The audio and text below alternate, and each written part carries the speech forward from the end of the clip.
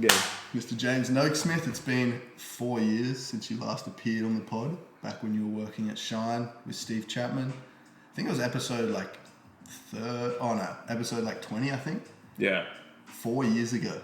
So we're bringing back guest episodes in style. Keen to hear a bit more about what you've been up to, a bit more of your story as well for anyone who's listening who didn't hear that episode. But I asked you a question this morning, and this is what I want to start with, and what I want to bring into all of our guest episodes. And that question is, what are the two most impactful or the two best decisions that you've made in your life so far that have had the biggest impact on your life now and moving forward? That's what I want to start with. Yeah, love it. Stoked to be back here, by the way. Lots has happened since I used to work for Steve and now you work for Steve. Gone full circle. Crazy. Yeah, it's such a good question. I think we were talking about it earlier in terms of flow and conversation and where we can go from that. So I think it's such a good way to open up our chat here today. So I think if I was to summarize, my answer for those two, it would be investments as well as honesty. It's not probably the answer you're looking for in terms of getting down to the specifics. It's not specific, but I like it. We can go somewhere with it. We can get into it. I'll start with number one. So number one is honesty. So this is honesty in terms of, staying true to myself, staying true to what I want to be surrounded by, what I love doing. It's really about just honing in on essentially how I want to live my life and that ethos of being honest with myself. Yeah, that's great. So it's honesty with yourself. But to get there, you have to know what that looks like, right? Yeah. What's the journey of discovery to understand what being honest with yourself actually looks like? Yeah, it's interesting, right? It's almost like you need something to go wrong, or you need to experience something in order to figure out what you like and what you don't like. And that's where the tension comes from, and then that's where you find yourself at a crossroads of whether you want to be honest or not about something. So, negative things or negative experiences get a lot of crap a lot of the time, but they're really what allow us to kind of grow and see that lens of things. I think about, trying to track back around when honesty became a really big part of my life, and it was probably around when I was 15, 16, being a little bit of a rat bag and trying to Still a rat bag. Yeah, still a rat bag. Just now. An honest rat bag. Yeah. Now with my own apartment and all this kind of stuff, living at a home, whatever. But look, I think I was trying to think about your question and track it back to when it kind of all started for me and when I started really living this idea of honesty and how it impacted my life. And it was back when I was kind of hanging out with a group of people that just weren't super aligned to who I was, but I didn't really realize it at the time. And nothing wrong with them. They just didn't kind of fit in with my life and where I wanted to go. And you only kind of realize that as you get older. But for me, that was a moment where I had to be honest about myself, right? Because I think I noticed myself shifting in ways that wasn't true to who I wanted to be. So, when you hang out around certain people, you do become a reflection of them. And unfortunately, there was times where looking back, I felt like I, disrespected other friends. I disrespected, my parents as I grew up, in that time of my life. But because I was living a life that I thought was cool at the time, but really, really wasn't. And then from that point onwards, I kind of had that gut feeling where I wanted to be honest about what I wanted and why I was trying to live that life that I didn't actually want to live. And then that's where things turned around for me. And I think experiencing that and practicing honesty and living a life that you want to live, you start to realize how much more enjoyable it is, how much more rich it is, and how much more effortless it is by doing that. So, yeah, honesty has always been a big part of my life since that kind of moment forward. How do you distinguish between a moment that feels disconnected and disaligned? What's your honesty radar? Do you have any specific questions that you ask yourself to determine whether this is aligned with you or not? That's such a good question. I think for me, it's more of a gut feel. If you were to ask me what's your views on this or what's your morals, I've never been someone to kind of wrap off a list of things that I know off the back of my hand. It's how does this make me feel as a person? How does this make me feel as like a member of society? Like, how does this make me feel like am I adding value to a situation by doing X? I think that's more of the gut feel for me is the sense check. It's not like I pull on this list that I've got where I'm like, this doesn't add up and this doesn't make sense. I think it's more of just an honest feeling for me. And I think the biggest part about that has been leaning into that more. So like not trying to question why it feels right or wrong. It's just like, this just feels right for me and backing it. Yeah, perfect. That was going to be the next question is like, how do you know when to listen to your gut or overanalyze it? Because there's your gut feel and then there's the doubts and that side of things that comes with anxiety as well and just overthinking a situation. Yeah, the gut is like the real truth, right? I think, I'm not sure if we've talked about this before, but it's this idea that you make decisions from like 3 different parts of your body. It's like your gut, your heart, and then your mind. And the mind's like the logical part of your brain, and it's like, 1 + 1 = 2. It's like, yeah, that makes sense. Your heart is like emotionally invested in things. So like when I had to make the decision to like stop hanging out with people, it's like, well, I care about them and they're my friends, and like that's the emotional side of it. But my gut is like, is this serving me? Is this making me a better person of myself, like a better version of myself? And like the gut is always right, because the heart is like, it's emotionally intertwined. Logic is like, it's so black and white, and we have a really incredibly unique experience to like live on this world. If you live in a world of logic all the time, it's going to be incredibly boring for you and not full of substance. So like the gut for me has always been like the source of truth. And like, I don't think I'd always consciously known that and always realized that. But then when I really leaned into it, life just got a whole lot better for me. So the gut is the balancer. It's funny, I won't spend too much time going into it now, but I had that exact conflict in my mind when I was deciding whether I wanted to leave Bali or not and leave Danny and all of that. Like it was this exact thing. We've never spoken about it, and yet that's exactly what I've learned in the last 12 years. It's such, But, and then again, like, you need to listen to both sides of it. You've got the logic, you've got the heart and the emotion, and like both of those things are going to inform your opinion. But ultimately, deep down in your gut, what is the right decision for you? Well, I think sometimes you don't. Like, sometimes you don't know, like, if it's the right decision though, right?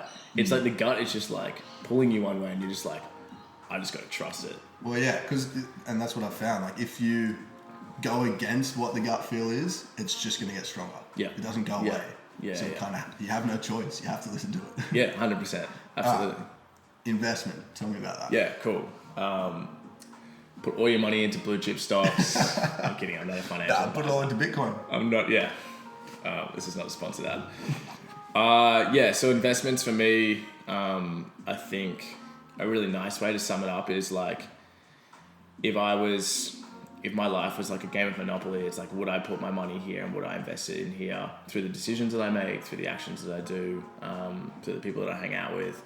Would I invest my time, money, and energy here, knowing the results that it's going to drive for me? So that's what investments means for me, and it's incredibly important in how I live my life now. So it's, rather than seeing an investment as purely a monetary thing, you view every aspect of your life, from health to wealth to well-being, as sort of chips for your future, right? And investing them.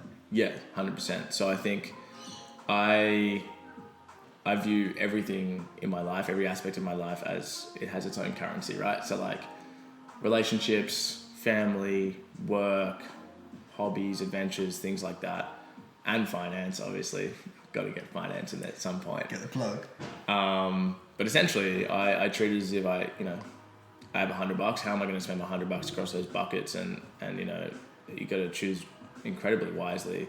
And I think also interestingly, and like why I use investments as an analogy for the decisions that I make in my life, is like shit compounds. So like if you invest in a shit way, it's going to compound in a shit way. And equally, if you invest in a really good way, you're going to feel that reward as well.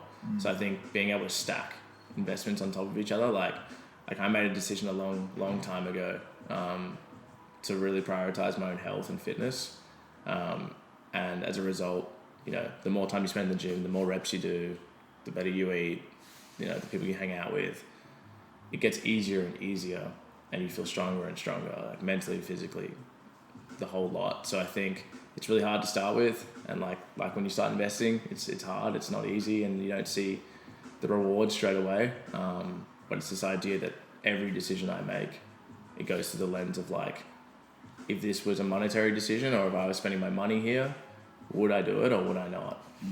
I think that's the hardest thing with it, right? Is the delayed gratification. Yeah. Our generation especially is so accustomed to being rewarded for things instantly. Yeah. Like you want dopamine, you open TikTok and you're rewarded instantly. Yeah. You feel that hit. Absolutely. And there's something to be said about practicing delayed gratification and forcing yourself to go through that. Yeah. Is it like you, and I know you as a good friend, like I see the way you live your life. I would say you're much more disciplined in doing that than I am, because I have the same ethos and the same mentality, but I slip up a lot more than it looks like you do. Is there a way that you've been able to build that discipline? I think, yeah, I mean, firstly, I wouldn't say that I'm a whole lot more disciplined than you are. I think you're a pretty disciplined bloke. I think you're pretty committed. Those 5Ks are getting quicker and quicker every week. But look, I think it's the beauty, and I'm going to go specifically into fitness because I think like when I talk about discipline, I think like it's the easiest one for me to talk about. I think when I think about my experience and going from not training at all, growing up through high school, into training the last couple of years, like it's ramped up for me significantly. So it's a bit easier for me. This guy was skinnier than me 4 years ago. Yeah. Like yeah. literally. Yeah. And I made some investments in some food and it's all been uphill since then. All that chicken breast. Yeah. Yeah.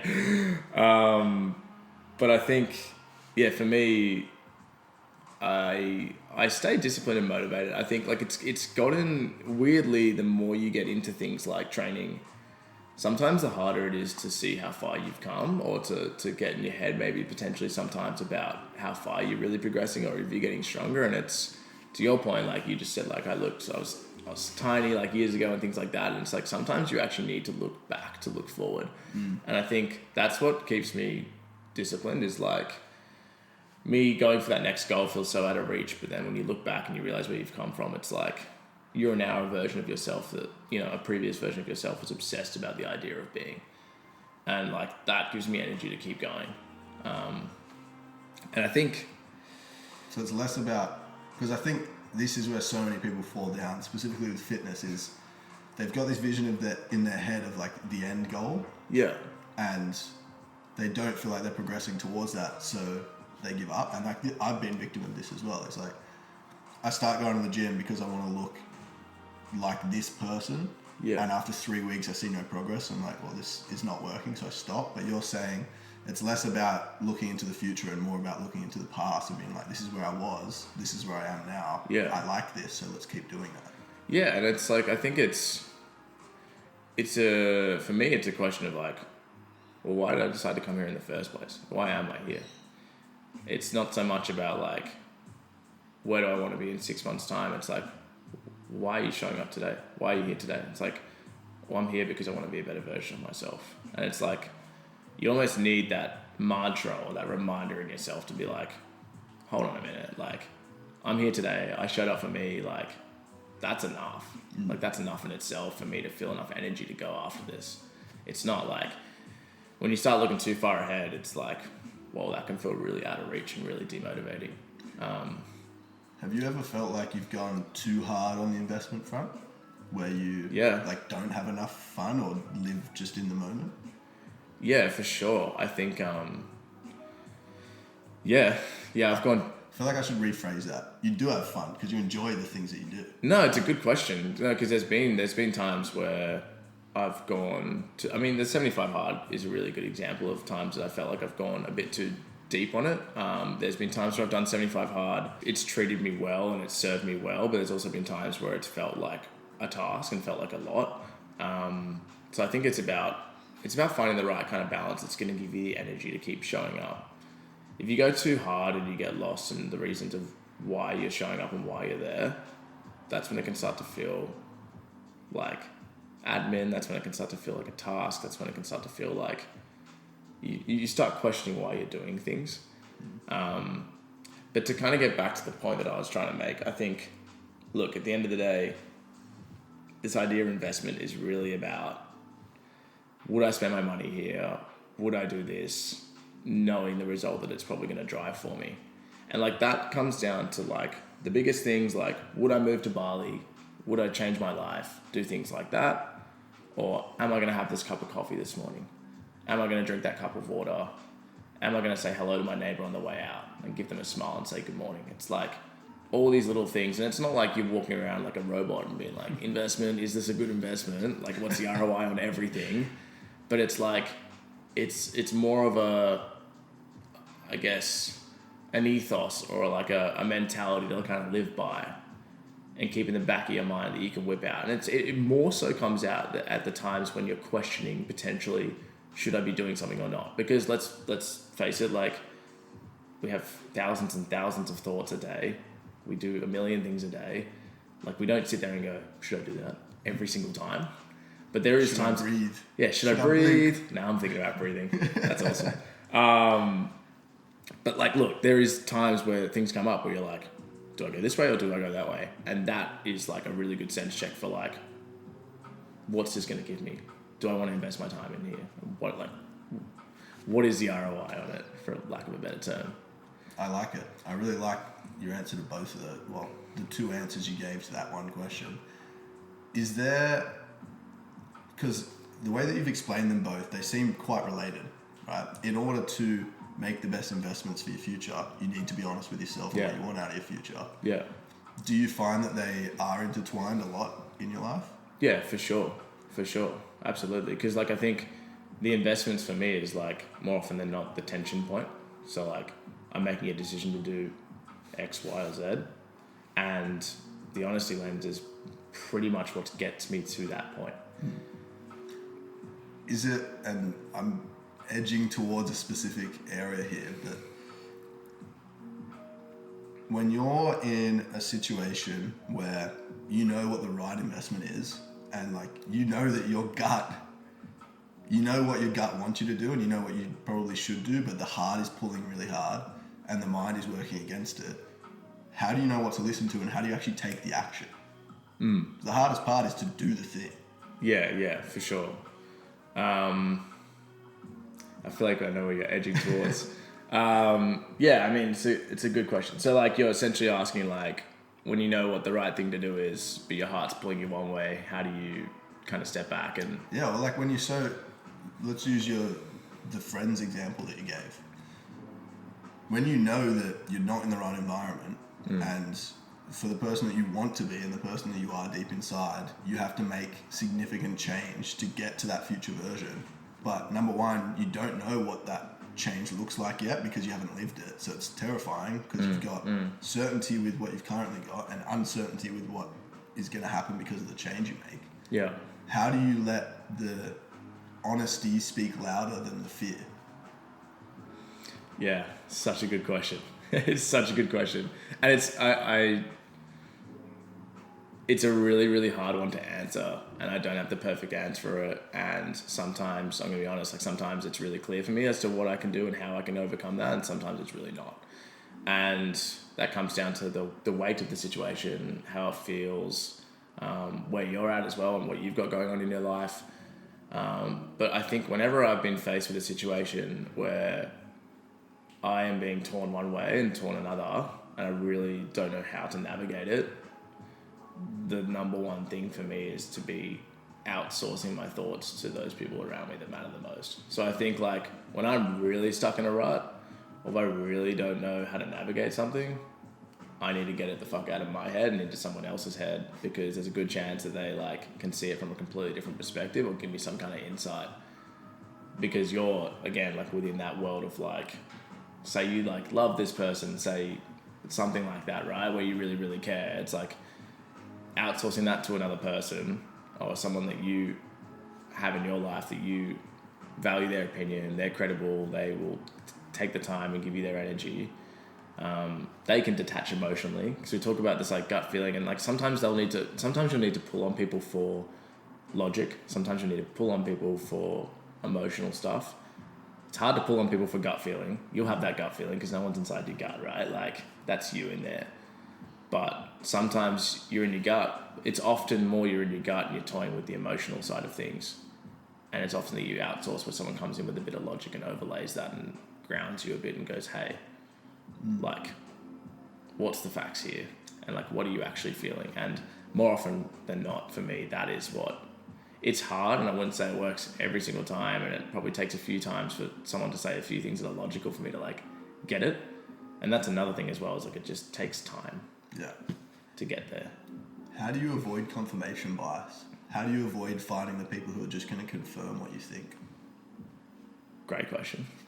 Because you're good at that. You are like, from looking at all of my friends, and this is why I think our friendship runs so deep and we value each other's opinion so much, is because like we know that we're not just going to tell the other person what they want to hear.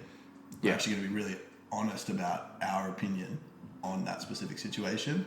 And I think having people in your life that do challenge you is just as important as having people that are going to be on your side no matter what. Yeah. I would, 100%. And like, that's what I value so much about our friendship as well, is a lot of that. And I think it's really on you to, I think it's not always necessarily the right person to talk to, but it's the way that you frame it, the advice that you need. So I think like, if you go up to someone and you're like, hey, like, I don't know how I feel about this. I don't know what to do, but I really like them. I never want to leave them. I want to do this. I want to do that. And the person's going to go, oh, crap, like, I'm going to really struggle here to tell you that, like, you should probably leave this person or you should probably do that because you've just told me everything that you want to do already. So I think you obviously, it's hard when you're emotional, but I think when you're genuinely wanting advice or you're genuinely wanting help from people, it's like help them help you, right? So I'm like, when I think about it, when I want something from someone, I'm pretty straight up. I'm like, hey, give me your honest opinion. Like, I don't know what decision to make here and I'm struggling with it. I'm not sure which way to go. I don't mind if you feel like you're going to hurt my feelings by giving me the advice you want to give. Like, I think you really just got to frame it up in a way for someone to feel comfortable to almost like unleash the beast on you and be real with you. And I think like we don't probably need to do that in our friendship because it's kind of like an unspoken word that we'll both just be honest with each other.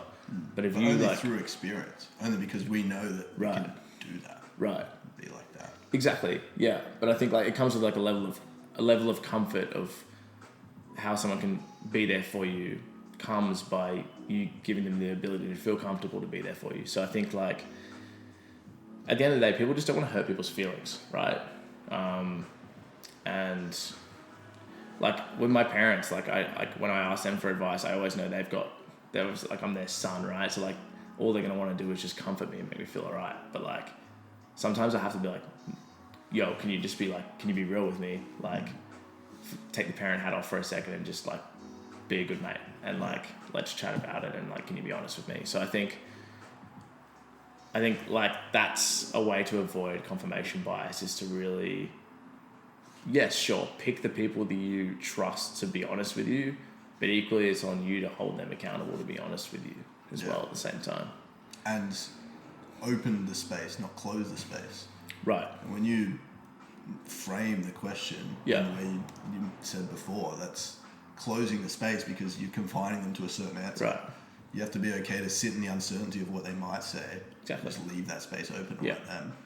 And for me, like, quite frankly, if you're not doing that, like, this is going to sound maybe a bit savage, but like, do it. You're attention seeking if you're not having the ability to be like actually want to hear what other people have to say.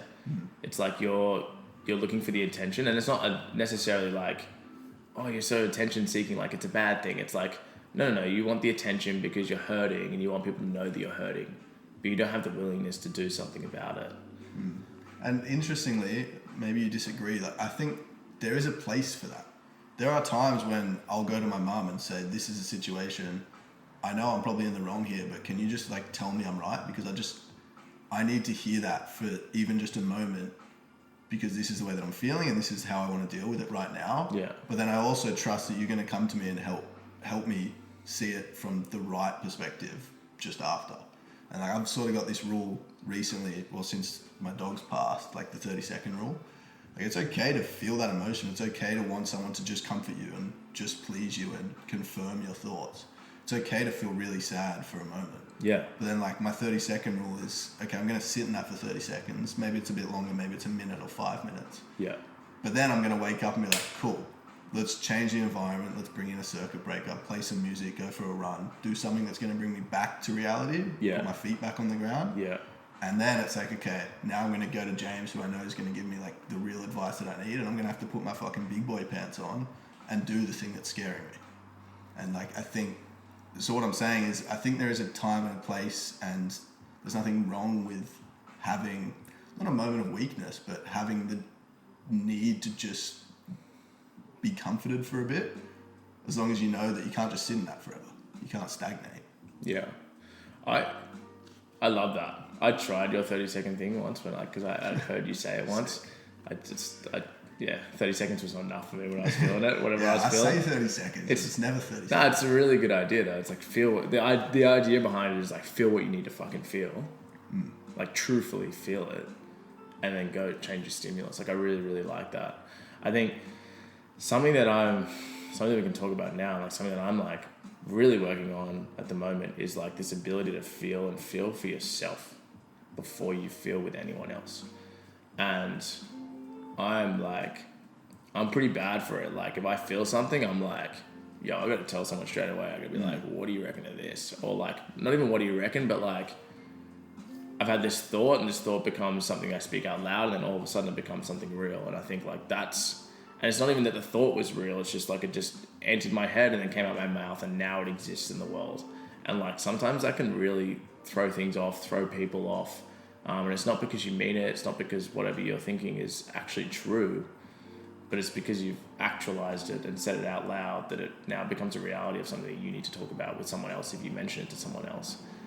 And it's really interesting because it's like if you just sat in that thought, if you reflected and you changed your stimulus, if you went for a run, had a cold shower, whatever, it's like you probably would have just dealt with that yourself. You probably would have sat through it. Like there's a time and place where like, cool, maybe you go for a cold shower, maybe you do everything in the world and you're still like, whoa, this is crazy. Yeah. Cool. Then maybe invite the opportunity to talk to someone about it. If it's specifically about someone, have a conversation with them. If it's not specifically about someone, have a conversation with someone you trust. But I think the ability to sit with yourself and self-regulate, it's something I'm working on. It's something everyone should be working on. But it's like, it would save so many confusing conversations where like thoughts are just thoughts. Yeah.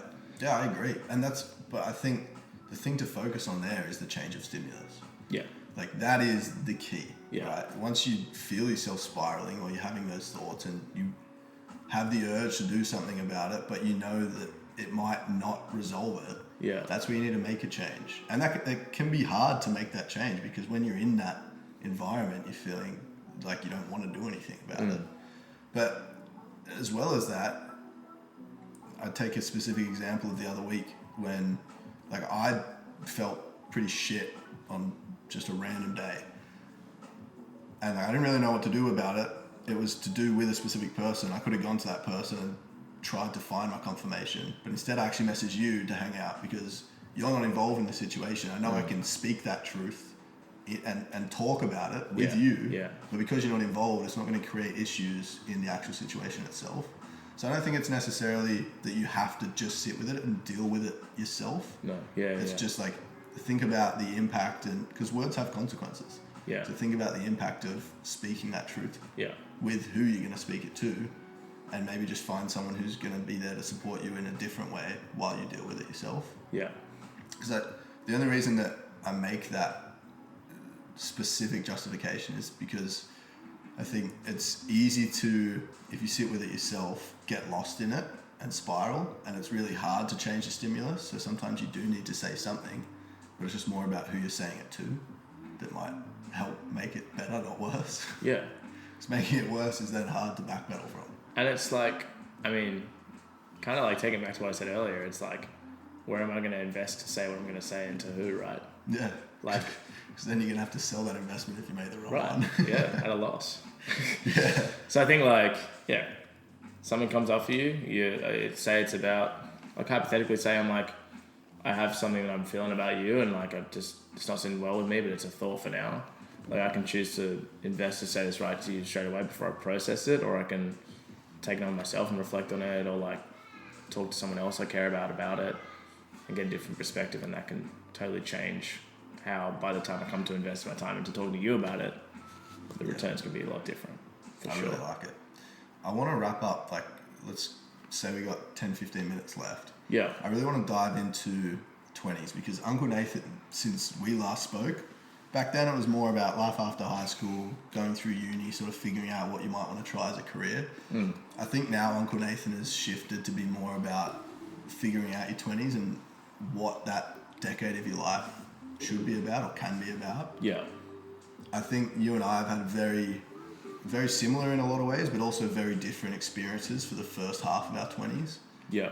What do you think the most pivotal moments or things have been that you've had in your first, you're 26? Yeah, 26. I just had to think about that for a second. Yeah. In the first 6 years of your 20s, like how would you describe the experience so far and what are you looking forward to for the rest of your 20s? Yeah, cool. I used to get so excited about talking like what life would be like in my 20s. Like, and this was when I was like low 20s, and now I'm on the other half of it. It's like, oh gosh, it's running out. 30. Yeah, it's running out quick. 6 years. Wow. Yeah. I mean, like, so much has changed for me in 6 years. I'm trying to think about what I was doing when I was 20. I think when I was 20, When did you move out? 2022. So it would have been 23, 22 or 23. So I mean, yeah, moving out was a whole thing in itself. I think what was I doing when I was 20? I was still at uni. I was working in a pie shop. And it's funny, like when I was working in a pie shop and when I was, 20 years old studying at uni, the idea of like me making it was me being like a brand manager for a really big brand. And it's like, I kind of sit in the role that I'm in now and I'm like, oh, that's what I'm doing. And not in a way like, it's funny though, it's a weird feeling. It's like, I don't feel like that feeling that I felt in my chest when I was like 20 thinking, when I make this or when I do this, it's going to be, I've made it. Whereas like now I'm sitting in and I'm like already thinking about what's next. And I think like my 20s has been really interesting in that respect. I feel like I've worked really hard in the last 6 years. I don't feel like I've done a whole lot to stop and think about how hard I've worked. So I think like 20s is beautiful in that sense that you have so much time and low risk and the ability to explore and kind of do whatever the hell you want with no real risk. And I've sacrificed a lot in some senses in order to be where I am today. But I wouldn't really change it. I think it'd be funny if I didn't mention like I've had 2 breakups in my 20s, and like those 2 have been pretty pivotal for me. I think like because breakups like they're a form of grief in some sense, right? And they really change who you are. They make you stop directly in a moment and reconsider everything for a split second. And it's beautiful in a sense that it allows you to pivot and change and really think about, cool, I've got a fresh slate. I can really do whatever the hell I want here. Sure, a breakup in your 40s is probably a bit more rough. You've probably got a bit more responsibilities, house, maybe kids and things like that. Whereas like in your 20s, it's like quite a unique experience where you literally have little to zero responsibilities to actually kind of deal with when you go through that outside of the emotional side of things. But I think, like the breakups have just been pivotal for me because they've allowed me to kind of just change where I am. I think like my first one when I was maybe 23, that was back when I was working at Shine, and then from there I kind of left Shine 6 months later and went on to Pepsi where I am now. And like my whole life changed with fitness and everything like that. Like it really I realized I was living a life based on everything I lived up until that point, not based on where I wanted to go. And like that really shifted everything for me. And then the most recent one, that was a whole different ball game. That kind of just showed me like who I want to be surrounded by, what I want to do, what are the decisions I want to make in life. It made me that one really made me realize how short life is and where you spend your time. And I think like that's when the investment sides of things for me, yeah, it was something I've been thinking about for years, but like I think like that really like brought that back in for me in terms of like its relevance in my life. And now it's a really hot topic for me in terms of like how I'm spending my time, who I'm spending my time with.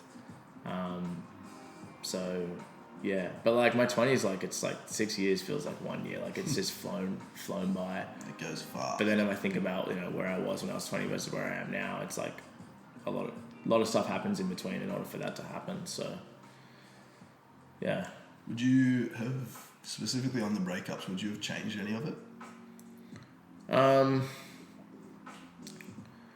Yeah, I think, no, I don't know. It's weird, right? Because like,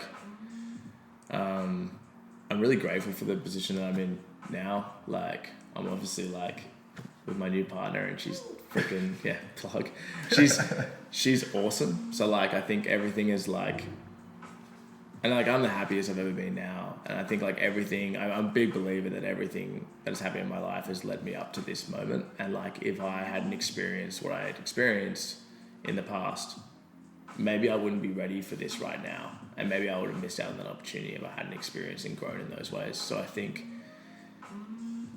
if I was to answer this question in the moment when I was going through those things, I'd be like, dude, this sucks. Of course I would change this. This is hurting and this sucks.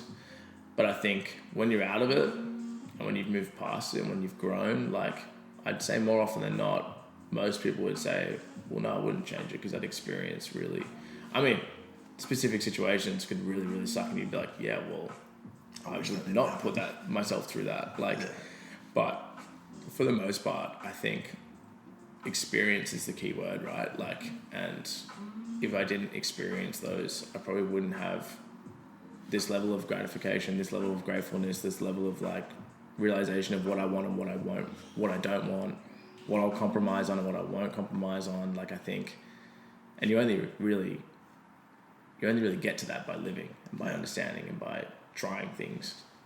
So no, I wouldn't change it for the world. And I'm really grateful for those experiences, and I can look back at them and go like, that was a point in my life where like, cool, like I wanted that at that point in my life. But you know, you move on and you move on to bigger and better things. So yeah, you said before that you've ticked a lot of the boxes that when you were 20 you sort of aspired to tick. Yeah. How do you go about shifting the goalposts and finding the new boxes? And like creating that new plan now for the second half of your 20s and beyond? Yeah. It's a good point. It's this funny thing where I feel like naturally, you try not to, but I feel like naturally as you get older, you start getting a bit more realistic about your goals. Or you start thinking about like, okay, cool, like the next 5-10 years, like I'm probably going to get married, I'm probably going to have a family. Like you start making like all these like assumptions based on like things that typically happen at those ages, and like they're pretty good assumptions, right? But when you're like 18 or 16 or whatever, like you've kind of got this canvas where you like look out into your 20s and you're like, I could be the next Elon Musk. I could be like, I can do anything. Yeah, I could send a rocket to the moon. I could do anything. It's true, you can. Yeah. But then you learn that there's trade-offs. And you still can. Like, but it just all of a sudden you feel maybe this wave of responsibility and these things, and you know, you start to have to be a bit more choiceful about what you're doing, right? But I think to navigate, you know, the next 5-10 years or whatever, like I like to do, and like I did it the other day, like this idea of like goal setting. I kind of like when I get interviewed, or like if I'm in an interview situation, someone asks me like, what's your like 5-year roadmap and stuff like that. Like I actually really hate asking that, or like getting asked that question. I really hate answering it as well, mostly because I couldn't even tell you and couldn't explain the last 5 years of my life. Like I couldn't have planned for that. Yeah. And like, I think like you can have a rough idea in your head about what your 5-year plan is, but like, good luck to you if you think that that's going to be what the next 5 years is. Like things just happen, and that's life. And that's... Again, I feel like what I've learnt most in my early 20s is that a plan should be more about a feeling than specific things. Because like you just said, it's not going to turn out, it's not going to happen in the way you expect it to happen, but you'll probably get to the point you want to get to. Yeah. So it's less about the journey and more about how do I want to feel at this stage of my life? What do I want to work towards? Yeah, that's such a good point, right? Like, and I think when I was doing my goals the other day, it was 5, 3, and 1, and I think like what we were trying to think about was like, to your point, is this feeling of like, what do I want to feel in 5 years' time? Do I want to feel like I've contributed to my family? Do I want to feel like I'm like, serving my community well? Do I want to feel like I'm financially free? Like, what are these feelings I want to feel? And the goals kind of follow from that. So I think, you almost kind of like took the words out of my mouth. Like, I think, sorry, man. No, it's perfect. We're aligned. A lot of what I'm looking at in the next 5 years is like, how do I want to show up? And what kind of person do I want to be? And the goals kind of wrap themselves around that. So, like some of them are like, I'd love to send my parents overseas for 6 months of the year. Like some of the things are like that, right? Where it's like, I want to be able to like show that like I can give back to my parents and things like that. So, some of them are financial, like some of them are like about investment properties, some of them are about investment portfolios, like, and that's not about owning assets and having heaps of money. It's more about this feeling that comes with like not having to think about every decision that I want to make with money. Like, cool, I can go buy that coffee. Cool, I can go buy, maybe not that car, but like if I want to buy a car on any given day. But like, it's this idea that like, I don't want money to be a driver of my behavior and my emotion. I want it to be something that I can just use and leverage in a way that makes me feel safe and secure. So there's feelings attached to like where I want to go and what I want to do, and the goals kind of follow. And as you can imagine, there's a bunch of fitness stuff there as well, right? Because like I want to be healthy, I want to keep chasing goals because that's what gives me endorphins and makes me feel good. So like, yeah, I think whereas before it was like, when you're young, it's like, I want to have $1 million and I want to like have that BMW, or it's like all these kind of little things where it's like, you're like, why? It's like, oh, because like this guy said it was cool. Yeah. Or like this person made me feel like I should have this. And it's like, as you get older and as you experience things like what we were just talking about, like breakups is one end of the spectrum, but like you start to experience things where you walk away as a different person.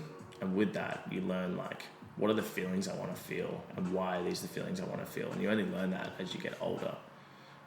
Versus like, you think you just have an idea of what you might want, not because it's attached to any experience that you've had that's shown you that way that you want that for any specific reason.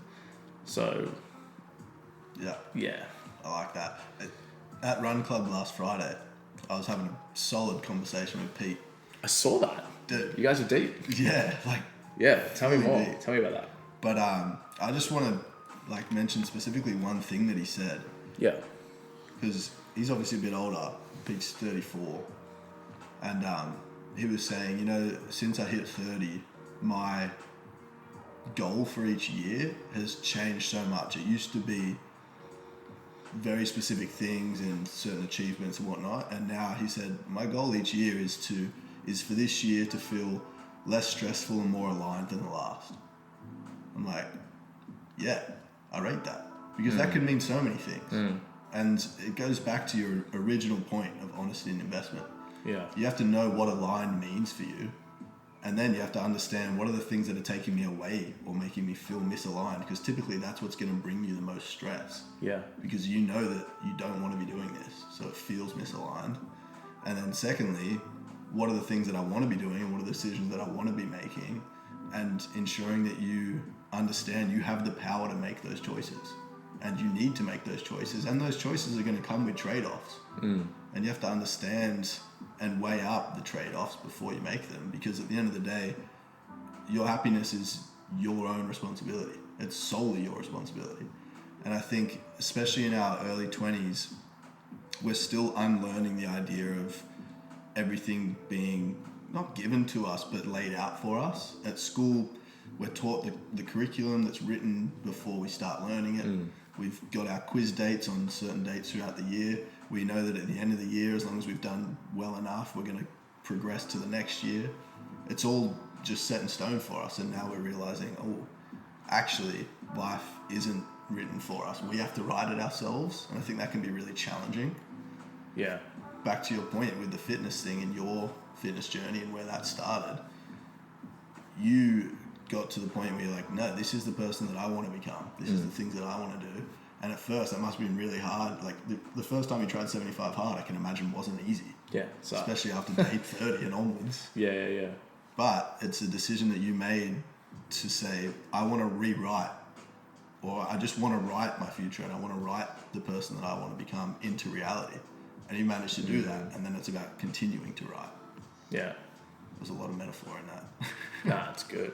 I think people are just getting, I think society, like, I know this is like macro lens, but I think like society's just changing and people are just getting way more in tune with the idea that they can do what they want. Like, I think like kids are getting smarter, they're getting a lot more switched on, they're getting a lot more like individual in the way that they look at how they want to run their lives. Whereas like, it's interesting what Pete's saying around like his goalposts and his goals can change every year. But I think like as you start to look into people that are maybe a bit older or, other generations, and it sounds very like boomer-like, but it's like, it's almost like, this is what happens in this portion of your life, this is what happens in the next portion of your life, and it's like almost like written in stone, right?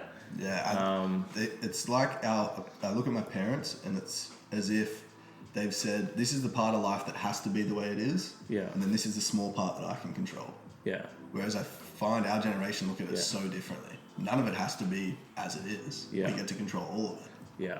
But the beauty of it, I mean, it's like a blessing and a curse in some ways, right, though? Because, like, if you think back to high school, it's really easy, right? You rock up, someone goes, sit there. If you misbehave, you're out. Yeah. But sit there. I'm going to tell you what to do. I'm going to teach you how to learn how to, like, do this math equation. All you have to do is just do this right, and you'll get a tick, and then you'll go home, you'll get a star in your book or whatever, and it's happy days. Like, it's all very formulated in that sense. And like being told what to do, it's like, okay, cool. Like, I might not necessarily like this, but someone's showing me how to do something. They're telling me what to do. They're giving me kudos when I do it. Good job. Yeah. Whereas like now we're learning that like we can pick what we want, but it doesn't necessarily mean you know what you want. And then like there's a level of like fear, excitement, anxiety, all that kind of stuff that comes with the idea of having endless options. Yeah. And like that is probably the hardest thing about your 20s is like, well, now for people living in their 20s in today's society is like, whoa, well, like I actually have the choice to like, I don't have to go and like live in the industrial age and go like, work on steel or something like that. Like I can actually do whatever the hell I want, but that's scary because I don't know what I want to do. Yeah. And in saying that, and something that I learned from my time away and something that I craved and what I'm so excited about where I'm at now is as much as we want to be able to control every aspect of our life and have complete flexibility and freedom, there's something to be said about some structure. Right. And there's a balance to be found between alignment and structure. For me, I had complete freedom over my time every day in Bali because I was working for myself, but it didn't provide the structure that I needed to feel relaxed and content because I was always on edge and stressed about my next paycheck. Whereas now I've got a job, I work for someone else, I have to show up at the office for certain times every day. And I used to look at that like that would be the worst way to live, and yet I'm enjoying it completely because the actual thing that I'm doing is aligned. Yeah. So there's the balance to be found between structure and freedom. Yeah. And I think that's a fun thing to figure out in your 20s. As long as you've got the courage to change things that don't feel aligned, which is a scary thing to do. Yeah. No doubt, just building that courage up. Yeah. And then like on any given day, like on a Monday you'll want structure, on a Thursday you'll be like, oh man, I hate structure. Like give me some freedom. And it's like, it's awesome because you have the ability to flex in between based on like, to your point, if you have the courage to make decisions to show up where you want to show up, you'll be able to pull on structure if you need structure. You'll be able to like find the freedom if you want the freedom. It's really down to your ability to lean in and not be scared to lean in either way. But like also understand that like in your 20s, there's going to be times where you want absolute structure. And maybe that's because you don't know how to do something and you look to other people to get that structure. And then there's freedom because you're like, well, I don't want to be tied down to something. I want to be able to explore. So I think, be comfortable that you're going to feel both for sure. And prioritize the freedom part as much as you can. Yeah. If that's what you want to go after. Yeah. It's okay to sort of, and this is something I learned from you a lot. It's like, it's okay to prioritize the things that you want. And I even put a story up on Uncle Nate the other day about like prioritizing peace has cost, right? Because there are trade-offs to every decision you make, but it's important that, and this is where I think we differ a lot from our parents' generation, is the portion of their life that they say is fixed and it has to be the way it is, that controls most of it, and then the things that they want to do are just on the side. It's like, I look at it a bit differently in that let's say I've built this structure and I've got the work hours or office hours. If I want to go to the gym, like where can I fit that in? I'm going to try and fit that in the morning and get that done, because then I've ticked my box for the day. So like I'm coming first and then work is coming second. Yeah. Even though I like what I do and I think it's aligned to me, I want to put the freedom part first so that the structure doesn't feel as controlling. Yeah. I love that. I absolutely love that. I think... Thanks, bro. Yeah. I think everything should start with you. Like, as much as like you want to instinctively give everything because you think if you give everything, it'll give back to you, you need to start with yourself. You need to fill your own cup. Pay yourself first. Yeah, 100%. Invest in yourself first, pay yourself first.